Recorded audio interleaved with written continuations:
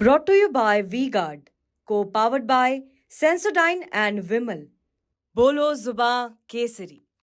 29 मार्च 2016 को कांग्रेस के बड़े नेताओं के सामने प्रशांत किशोर ने एक प्लान पेश किया। ये प्लान यूपी में कांग्रेस को फिर से खड़ा करने का था, क्योंकि तब तक माना जा चुका था कि कांग्रेस यूपी में पूरी तरह खत्म हो चुकी है।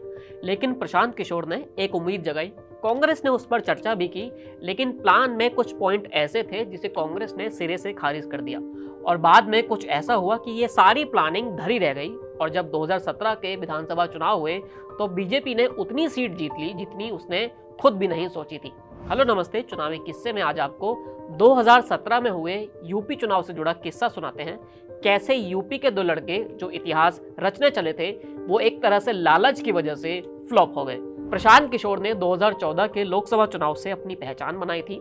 वो चुनावी रणनीतिकार के तौर पर तब नरेंद्र मोदी के साथ काम किया करते थे, लेकिन उसके बाद उन्होंने अलग अलग दलों के लिए काम किया। नीतीश कुमार की सरकार बनवाई, ममता के साथ गए और जगन रेड्डी को भी सीएम बनवा दिया। इसी बीच राहुल गांधी की एक बार प्रशांत किशोर से मुलाकात हुई। ये साल 2016 के शुरुआती महीनों की बात है। बातचीत आगे बढ़ी तो पीके ने यूपी आने का फैसला कर लिया। एक इंटरव्यू में प्रशांत किशोर बता चुके हैं कि जब राहुल गांधी ने उन्हें यूपी का ऑफर दिया था तो वो भी जोश में आ गए थे। 3 महीने यूपी में घूमकर एक प्लान बनाया और कांग्रेस के सामने रख दिया।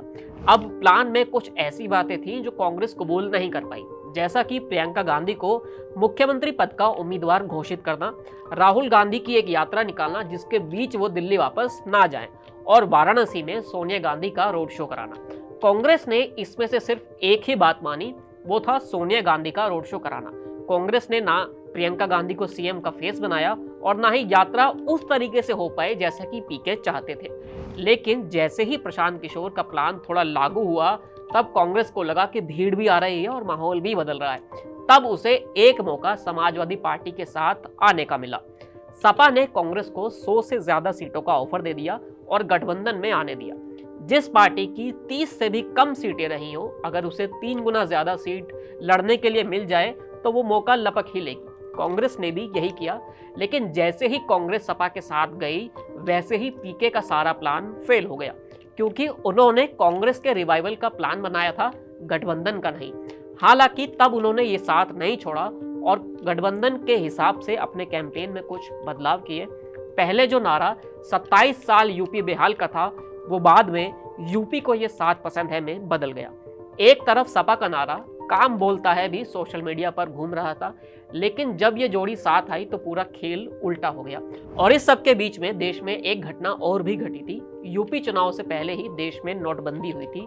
पूरा देश सड़कों पर था, लोग घंटों तक एटीएम की लाइन में लगे थे, लाखों को मुश्किलें हुई और कुछ की जान भी गई।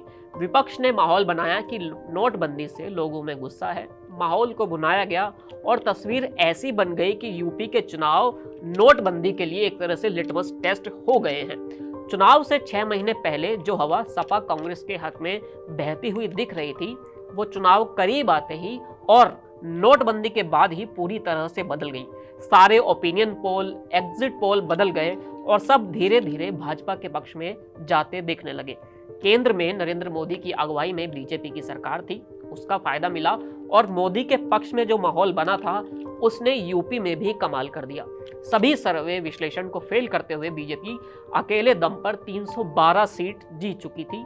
ये यूपी में इतिहास रचा गया था, क्योंकि इतनी सीट तो कभी किसी पार्टी ने यूपी में जीती नहीं थी।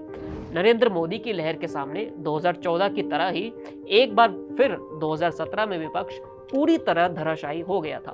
प्रशांत किशोर ने जो अपनी एक छवि बनाई थी कि वो जिस चुनाव पर हाथ रखते हैं उसे जिता ही देते हैं, उस छवि को भी एक पहला डेंट उत्तर प्रदेश में ही लगा था। इस कहानी में इतना ही, फिर मिलेंगे एक नई कहानी के साथ। शुक्रिया।